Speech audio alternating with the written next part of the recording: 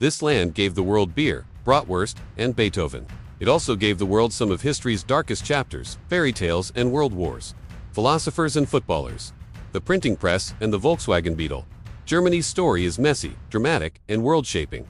So how did Germany actually happen? Let's start. We begin more than 2,000 years ago. There is no Germany yet. Only dense forests, wild rivers flow. Germanic tribes live here. These are fierce warriors with no capitals. Just clans of people living in huts, scattered across the land. The year is 09 CE. The Battle of Teutoburg Forest erupts. Germanic warriors ambush Roman legions. They wipe out 3 entire Roman legions completely. Rome panics hard. The empire pulls back. Rome never fully conquers the land east of the Rhine River. Germany becomes the frontier Rome could not tame. Time passes slowly. These tribes evolve into Saxons, Bavarians, Swabians, and Franks. The year is now 800. Charlemagne arrives prominently. He's king of the Franks. The Pope crowns him Emperor of the Romans. His empire covers much of Western Europe, including parts of today's Germany. But Charlemagne dies in 814. The empire splits apart. The western half becomes France.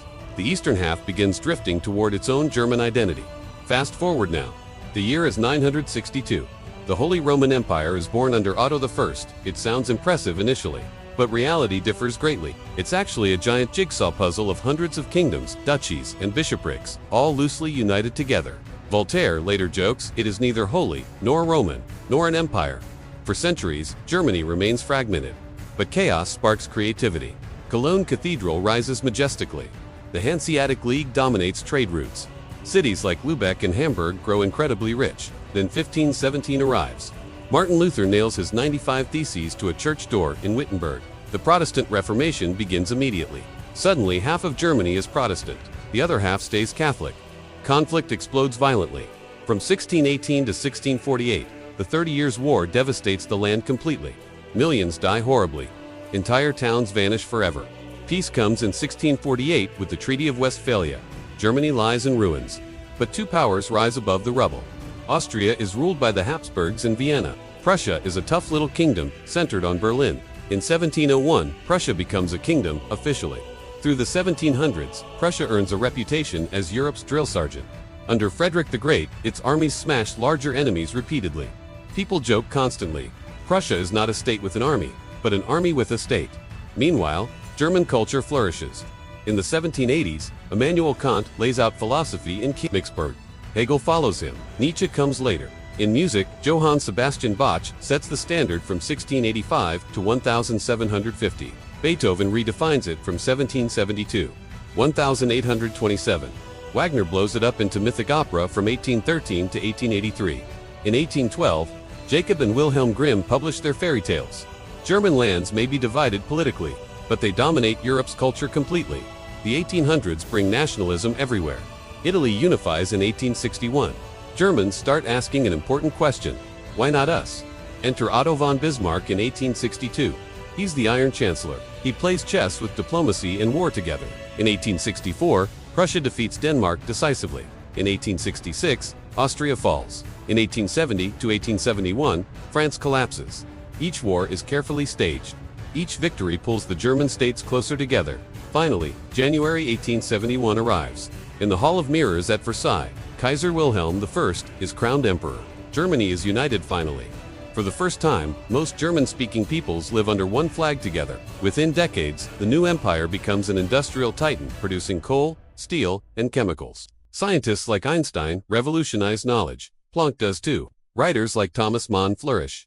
Poets like Rilke thrive. But ambition makes rivals nervous. In 1914, everything changes. A shot in Sarajevo sparks. World War I Germany joins Austria-Hungary immediately.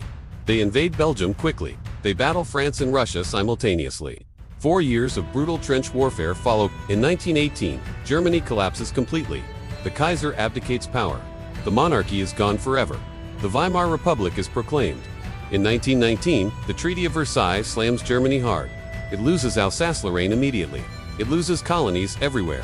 It's forced to pay crushing reparations. In 1920, the Republic faces coups and street battles. In 1921, reparations deepen the crisis significantly. By 1922, inflation spirals out of control. In 1923, hyperinflation peaks so badly that workers are paid twice daily. Children use banknotes as toys.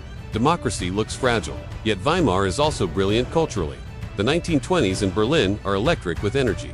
Bauhaus architecture rises, cabaret, nightlife thrives, jazz clubs swing, experimental films emerge.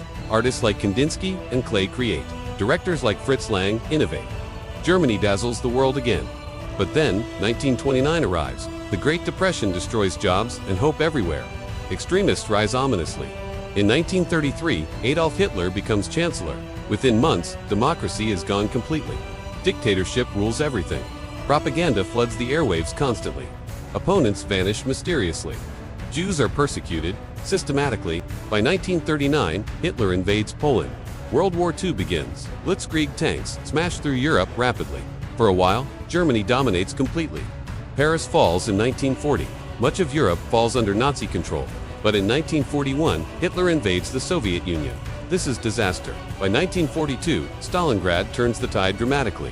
By 1944, Allied bombs level German cities. In May 1945, Germany surrenders unconditionally. Hitler is dead. The Reich is destroyed. Millions are dead. The Holocaust is revealed as one of history's darkest crimes ever committed. In 1945, Germany is carved into 4 occupation zones. By 1949, 2 Germanys appear distinctly. West Germany, the Federal Republic, is backed by America and its allies. East Germany, the GDR, is controlled by the Soviet Union. West Germany thrives economically. It booms with the Marshall Plan. By the 1950s, the Wirtschaftswunder, or economic miracle, makes it one of the richest nations on earth. East Germany struggles constantly. It suffers under communism. It faces shortages. It endures surveillance by the Stasi. In 1961, the Berlin Wall is built overnight. Concrete rises quickly. Barbed wire appears. Guard towers slice the city in half. Families split apart. Lives freeze completely.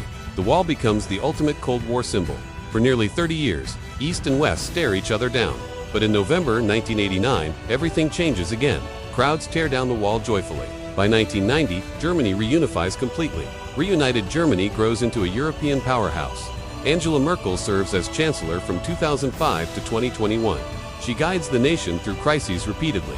Today, Germany is the engine of the European Union. It exports cars everywhere. It exports machines globally. It exports beer worldwide. Oktoberfest flows annually. Bundesliga football roars weekly. Science thrives constantly. Art flourishes continuously. Engineering innovates repeatedly. But Germany also looks backward intentionally. Memorials stand everywhere. Museums keep alive the lessons of 1933 to 1945. Remembering is part of being German now.